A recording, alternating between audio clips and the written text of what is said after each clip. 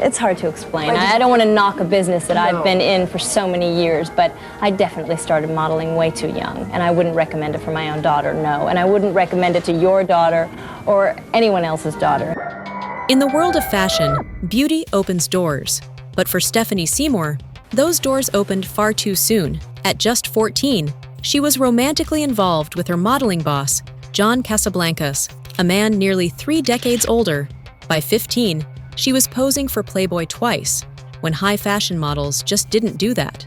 And by her 20s, she had become one of the world's first Victoria's Secret angels, gracing the covers of Vogue and Sports Illustrated, commanding the catwalks of Versace and Chanel. She was smart enough to know what she had and how to use it. To the cameras, she was flawless. The fantasy of men, the dream of designers, the envy of women. Her curves made her iconic, but also made her a target. People just see the surface, and they don't really go any further than that. Behind the spotlight, she was surrounded by men with power, money, and dangerous intentions. Too young and too reckless, Stephanie was living a life she didn't yet know how to control. Her story became a paradox, fame and scandal running side by side. Arrests, addiction, courtrooms, and betrayals followed her wherever she went. She was the supermodel who lived on the edge of desire and destruction, a woman whose beauty made her a legend and whose demons nearly destroyed her.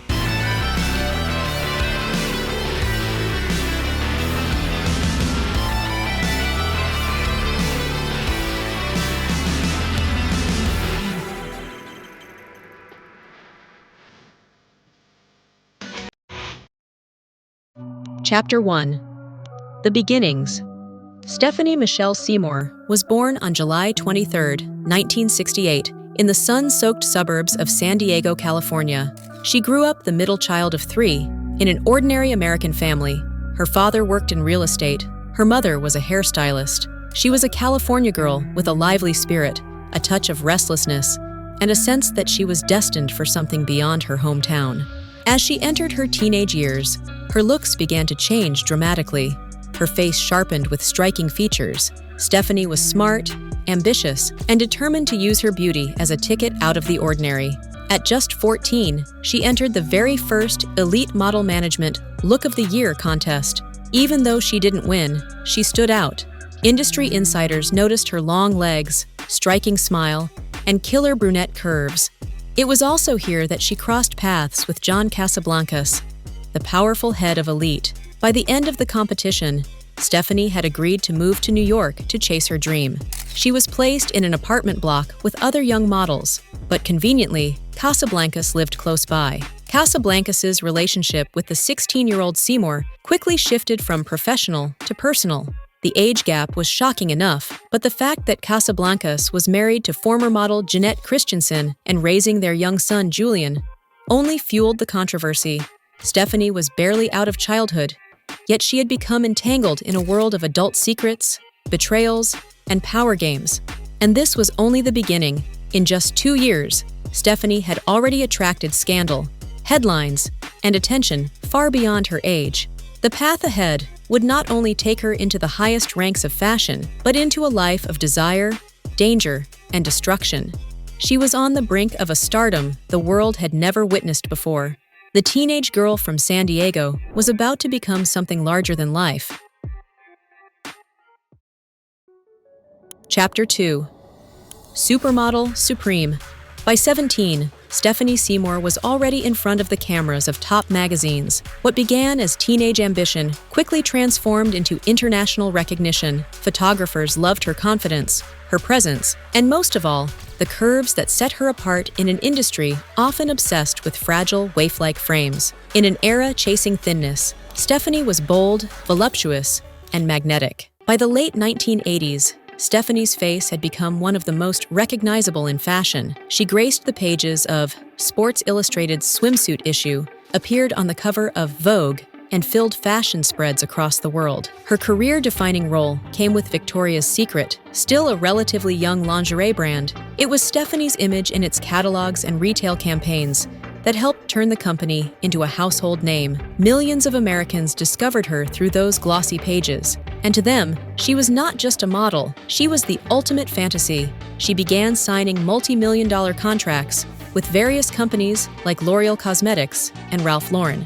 Stephanie wasn't afraid to push boundaries. In March 1991, and again in February 1993, she posed for Playboy. America now saw her bare image on glossy pages, but far from damaging her career, the shoots only made her more iconic. They solidified her status as one of the most desired women of her generation. By the early 1990s, Stephanie Seymour had ascended into the rarest tier of modeling, the supermodel elite. These women became celebrities in their own right, their names as familiar as those of movie stars and musicians. To fashion historians, this was the golden age of modeling, and Stephanie was at the center of it. Stephanie Seymour had secured her place as supermodel supreme. Chapter 3. Love, Lust, and Headlines. Her personal life was no less than a theater drama. In the early 1990s, Stephanie Seymour's love life became as famous as her modeling career, thanks to her stormy relationship with Guns N' Roses frontman Axl Rose. It was a match that seemed like pure rock and roll fantasy, one of the world's most desired supermodels and one of music's most notorious bad boys. Axl was captivated by her beauty, casting her as the ethereal bride in the band's legendary music videos, Don't Cry and November Rain. To millions of fans, Stephanie in that wedding dress was unforgettable, cementing her image as the ultimate rock muse. But behind the cameras, their romance was far darker. When the relationship collapsed, Axl accused her of assault and theft, while Stephanie countersued with claims of physical abuse. The tabloids devoured every detail, turning their private pain into a public spectacle. For Stephanie, the affair was both intoxicating and destructive, a whirlwind that gave her iconic pop culture moments, but also dragged her into one of the most chaotic chapters of her life. By the mid-1990s, the cracks began to show. The pressures of modeling, the public humiliation of her breakup with Axl Rose, and the endless scrutiny of her personal life pushed her into darker places. Alcohol and drugs became her escape, and soon enough, rehab became a revolving door. She had become a cautionary tale. Then came Peter Brandt, the billionaire art collector and publishing magnate. To the outside world, it seemed like a rescue, a fallen supermodel swept into a life of unimaginable wealth and privilege. Brandt's world was one of private jets, sprawling estates, polo fields, and glittering high society galas. He was a man who collected Warhols and Basquiats the way others collected photographs, and Stephanie suddenly found herself living inside that rarefied bubble of old money and contemporary power. Together, they became fixtures of New York's elite scene. Stephanie also stepped into the role of mother, raising 3 children with Brandt, Peter Jr., Harry, and Lily, who grew up in privilege, but also under the shadow of their parents' fame. To the outside world, the Brandt-Seymour household looked like a fairy tale: sprawling Connecticut mansions, private schools, summers in the Hamptons, and front-row seats at the Met Gala. The kids were photographed as much as their parents, often hailed as America's art royalty, but the happiness did not last long. By the late 2000s, the cracks in Stephanie Seymour's picture-perfect life were impossible to ignore. The woman who had once been the face of Versace and the bride of November Rain was now making headlines for custody battles, courtroom drama, and rumors of substance abuse. The divorce war with Peter Brandt painted her as reckless and unstable, an unfit mother in the eyes of tabloids. The whispers weren't just gossip. In 2000, Stephanie had quietly checked into a Connecticut rehab clinic for a Vicodin addiction. A decade later, court filings revealed accusations of drinking while on Subutex, a drug meant to treat opioid dependence. There were reports of fights at home, even police being called after a dispute with her teenage son. Security guards alleged bizarre confrontations. For someone who once moved through the world like royalty, these incidents were jarringly ordinary and painfully human. But even as Stephanie's struggles filled headlines, her children were stepping into the same glittering world she once ruled.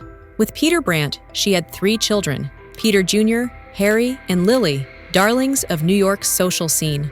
But Harry, like his mother, battled addiction. In January 2021, at just 24, he died of an accidental overdose, a loss that shattered Stephanie more than any scandal ever could.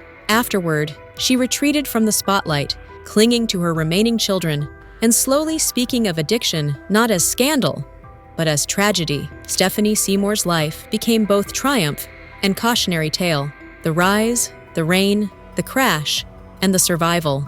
Through it all, she remained unforgettable.